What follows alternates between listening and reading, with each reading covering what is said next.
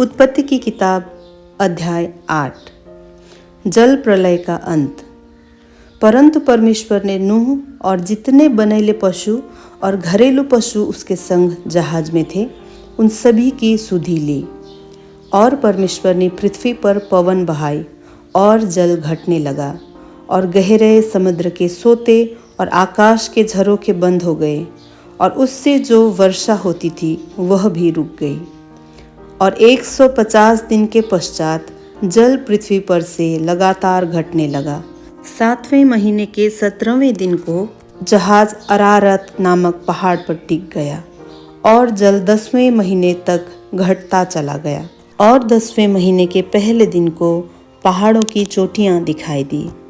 फिर ऐसा हुआ कि 40 दिन के पश्चात नूह ने अपने बनाए हुए जहाज की खिड़की को खोलकर एक कौवा उड़ा दिया। जब तक जल पृथ्वी पर से सूख न गया तब तक कौवा इधर उधर फिरता रहा। फिर उसने अपने पास से एक कबूतरी को भी उड़ा दिया कि देखे कि जल भूमि पर से घट गया कि नहीं। उस कबूतरी को अपने पैर टेकने के लिए कोई आधार न मिला तो वह उसके पास जहाज में लौट आई, क्योंकि सारी पृथ्वी के ऊपर जल ही जल छाया था। तब उसने हाथ बढ़ाकर उसे अपने पास जहाज में ले लिया। तब और 7 दिन तक ठहरकर उसने उसी कबूतरी को जहाज में से फिर उड़ा दिया।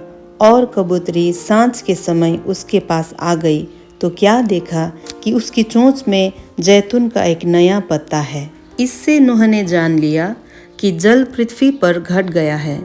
फिर उसने 7 दिन और ठहरकर उसी कबूतरी को उड़ा दिया और वह उसके पास फिर कभी लौट कर नहीं आई।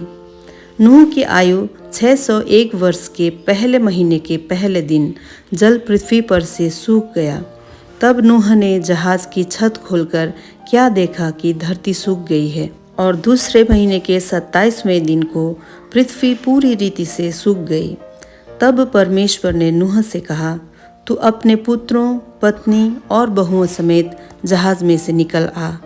क्या पक्षी, क्या पशु, क्या सब भांति के रेंगने वाले जंतु जो पृथ्वी पर रेंगते हैं, जितने शरीरधारी जीव जंतु तेरे संग है, उन सब को अपने साथ निकाल ले आ कि पृथ्वी पर उनसे बहुत बच्चे उत्पन्न हों और वे फूले फले और पृथ्वी पर फैल जाए।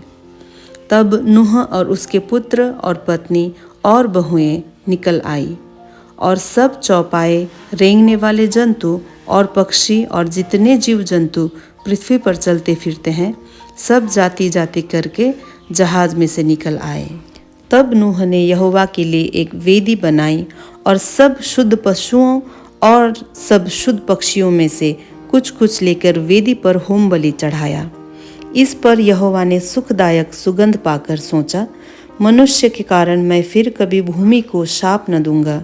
यद्यपि मनुष्य के मन में बचपन से जो कुछ उत्पन्न होता है वो बुरा ही होता है, तो भी जैसा मैंने सब जीवों को अब मारा है वैसा उनको फिर कभी न मारूंगा। अब से जब तक पृथ्वी बनी रहेगी तब तक बोने और काटने के समय, ठंड और तपन, धूप काल और शीतकाल, दिन और रात निरंतर होते चले जाएंगे।